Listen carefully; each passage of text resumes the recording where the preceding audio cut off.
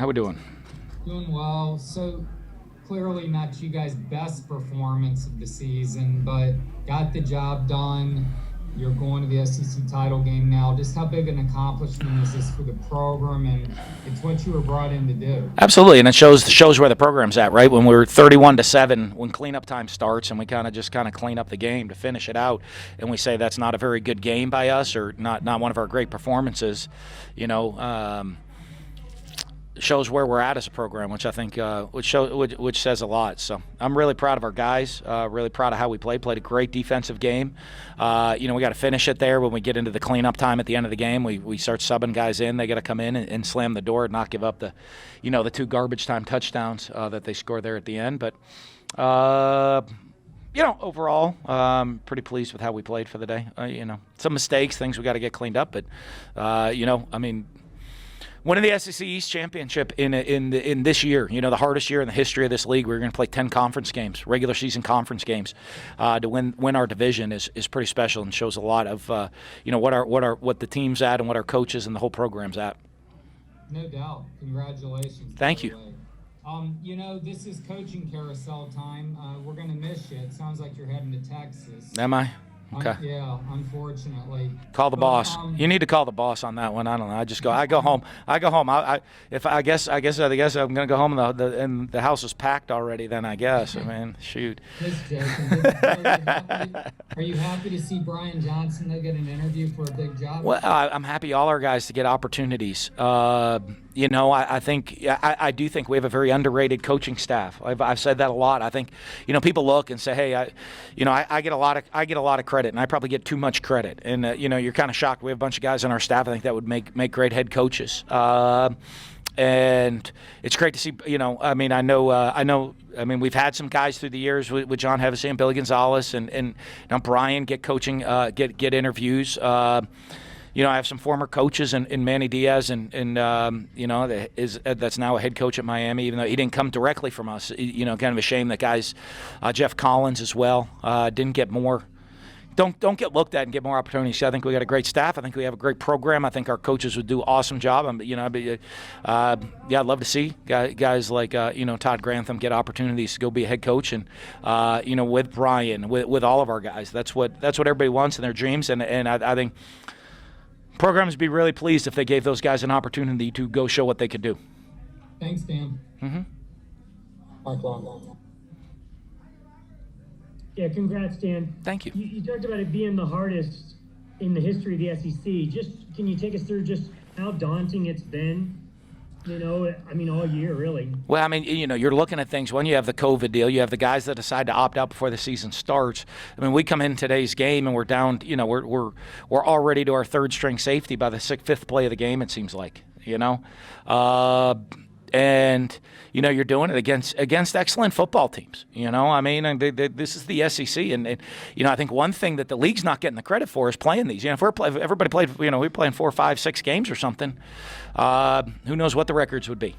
But when you're looking at all these teams in this league, usually it's the SEC. You expect a lot of, you look at everybody teams in this record, you expect most people to go 4-0 or 3-1 outside the league. That's kind of a lot what happens. And you start throwing 4-0 onto the current win totals of teams in this league, and I think be pretty surprised. But I think it is such a huge challenge. You're talking about top to bottom, the best league in college football.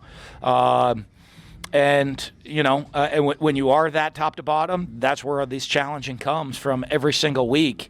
There is no breather when you're playing an all SEC schedule. There's no chance to catch your breath. And it's a huge deal for our guys to be able to come and win the league with that type of year that we're going through. We've seen you dance in the locker room this year. Did you dance tonight, or was it pretty subdued? Yeah, no. It was a good celebration for our guys. I think our guys are really excited. Our guys are happy. This is what we work for, was this opportunity to go win the East. And but I think our guys are also very driven, and like I said, we're going to enjoy this win. It's a very celebratory atmosphere in there. But I think our guys also know they're going to be ready to get back to work next week and get better. And I think the goal is to win the East because that's what we can control coming into the season. Now, you go to our guys, they want to accomplish an awful lot more than that. But that's all we can control coming into a season, and we were able to do that. And so now we have the opportunity to control being SEC champions. And, that's the next step. And so we got to start preparing for that 2 weeks from today.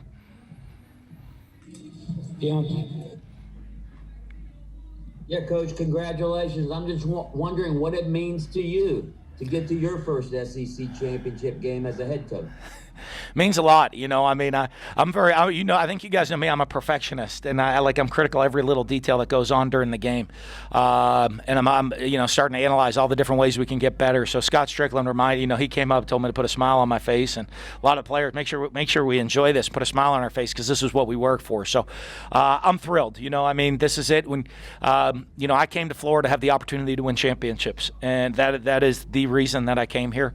Now we're SEC East champs, and now we have the opportunity to go be SEC champs, and that's what you work for all the time. That's what we work for since the day that I got here a little over 3 years ago.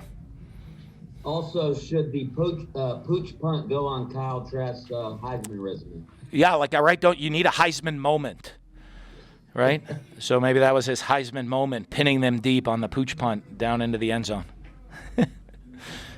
Thank you. Cassidy. Dan, tell Edgar it's not coaching carousel season so much as Jimmy Sexton season. This is his time, right? It's Jimmy. Yeah. All those guys get hard at work. I don't know. You know what I mean? This year, I'll be perfectly honest with you. It's such a unique year. I know ADs don't want my advice, but I'd be very cautious of understanding what everyone had to go through this year to have too quick of a trigger on what you're doing. So I don't know. I haven't had a chance to talk to Scott yet, but I think I should be safe. We'll see. Hopefully you'll see me back in orange and blue next year. That's more of a question for Scott than me. I don't control that. He does. No, I was just making a joke, so thank you for... Yeah, hold on. Be safe. Official from the UAA, Dan Mullen is safe. When you know that you can sort of throw and essentially even score at will, what goes into the thought process of maybe slowing it down, either taking it to the ground, or is it gamesmanship? No. Well, you're trying to manage the game, you know what I mean, at different times and manage different situations. And, I think you guys know we want to try to stay balanced. I don't think we didn't do a very good job of running the football at all tonight. And,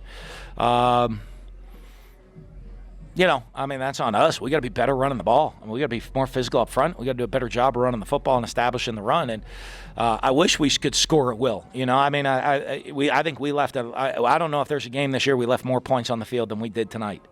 I'm really disappointed that we left all those points on the field offensively. For me, that's probably, if there's one thing I'm looking at this, to say, to score 31 points, that was disappointing for me with the opportunities that we had to go score a lot more points during this game.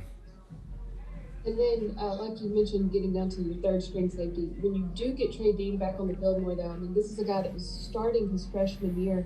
To see him sort of come back and work his way back in and if he tackles at the sack.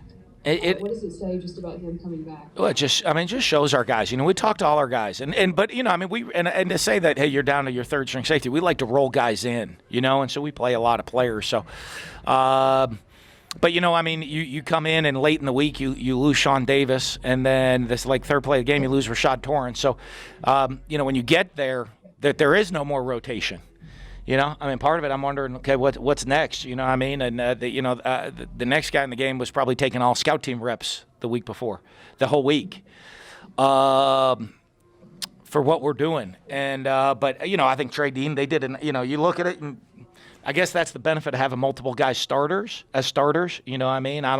When we do there, we start to lose the depth when we get down and get knocked down that way. A guy like Trey Dean, we have a lot of confidence in. He's played a lot of football. He's an experienced guy, and he would normally rotate in a bunch. So I guess calling him a third-string guy is probably a pretty inappropriate thing to do because we expect everybody to be starters. But it really, to me, it does – in the course of the game, that's just something else that's added to it that, you're like, holy cow. Because part of me is not that Trey Dean's in the game. Part of me is what's next. And, you're looking down the bench. And like I said, the next guy going in has probably been on the scout team all week. Thanks. Nick. Hey, Coach. The right side of the offensive line seems to struggle at times. Gave him another sack today. Pro Football Focus says they've given the right tackle has given up 32 pressures, 20 hurries, 9 hits. We don't get to see practice. Have you ever considered making a change at the right side and shuffling in younger guys? Yeah, we rotate guys around a little bit on the offensive line. We've had injuries. We've had problems that way, so probably not. We're trying to get our best guys on the field. That's cool. Pro, I don't know.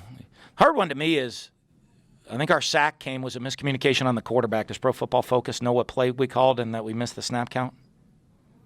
I don't think so. Okay, so not to take it that way, but there are, the statistic part is great in college football and all of football. I love the statistic part, but there are also some other things that go into it that you look at. And, so I don't know. We're trying to always have our best 5 on the field at all time. We try to roll some guys in there to get them going and, we'll do what we can do. Steve, go ahead. Yes, Coach. I imagine you have some pretty good memories of Atlanta as an assistant. What does it mean to try to bring that program back here to Atlanta and to try to make some more memories here? I think it's awesome. I think this is for us. This is where we want to be. We want to come. We want to be playing in Atlanta in early December, and this year happens to be mid to later December, I guess. But that's always that's the goal, and that's the Gator standard. That's what it's about. And so I'm excited to get back. We've had I've had 2 great trips there as an assistant coach. It is such an awesome game, a special game. It's still and it will be again this year. And but we'll enjoy that tonight. But we got another huge game at home, and one of the things we always want to do to be successful, you want to win in the Swamp, and we got the opportunity to have an undefeated season home at home next week. So that's gonna take over our focus starting tomorrow. Now you have 2 weeks to kind of hold your breath. I hope everybody gets there healthy. How much? I don't know how you can help to ensure that, and how much trepidation is you got to have for next week. It is what it is, and it shows that I certainly hope as everybody that people look at things and say, hey, you're playing a 10-game SEC schedule, and we're going to play a championship game, 11 SEC games, never been done in history. It'd be interesting seeing the league if you didn't do that this year like some other leagues are doing. So. But for us, we're going to come out there, and we got to go play next week and find a way to, get ready, get to work tomorrow on LSU playing the defending national champion tomorrow. So, or next week. So, that's what makes this league so great. That's why, hey, why you look at recruiting classes. Why do people want to come play in the SEC? Yeah, you look at, all the time, most NFL talent comes from the SEC because this is where it's at. It's most like the NFL from week in and week out. You got to play your A game, and this year playing 10 games, it shows that. It shows what an unbelievable league this is from top to bottom. All right, we have time for Zach and close with Goldie. Hey, Dan, makes a lot of sense why you would be safe after this year and what you guys have been able to accomplish. But with that, I'm sure you're getting a lot of attention. Have any NFL teams reached out to your camp at all? No, I haven't talked to anybody from the NFL, but I think they're like in the middle of their season still. So, I'm just happy to be the head coach of the Florida Gators right now, getting ready to go to Atlanta, and play for an SEC championship. That's what we work really hard for. I'm going to really just enjoy that. Thank you. Goldie. Yeah, Dan, going back to the 10-game SEC schedule, would you have been in favor of the SEC doing kind of what the ACC did by lopping off a game that really essentially you guys don't need to get to Atlanta? Hey, I don't care. I want to go. Well, we want to play. We're competitors. We want to go play. So I think a lot of that will determine what the College Football Playoff Committee does. Will determine the future of college football this year. Do you schedule a tough schedule, or do you try to play as many easy games as you can to make sure you don't lose? Or do you go out and play the hardest schedule and get rewarded for it? So we'll see. I think that'll determine the future of college football a lot. I'm a big believer in, go out there and go compete. Go play the toughest schedule you can be, and hopefully college football rewards you for doing that. So, the benefit for us, I truly believe our destiny's in our own hands. We got the opportunity to go undefeated at home next week. We have the opportunity to be SEC champions, and, if you do that, I imagine we're going to have an opportunity of going on and playing even bigger games. Thanks, Dan. Thanks, Coach. Thank you. Yeah.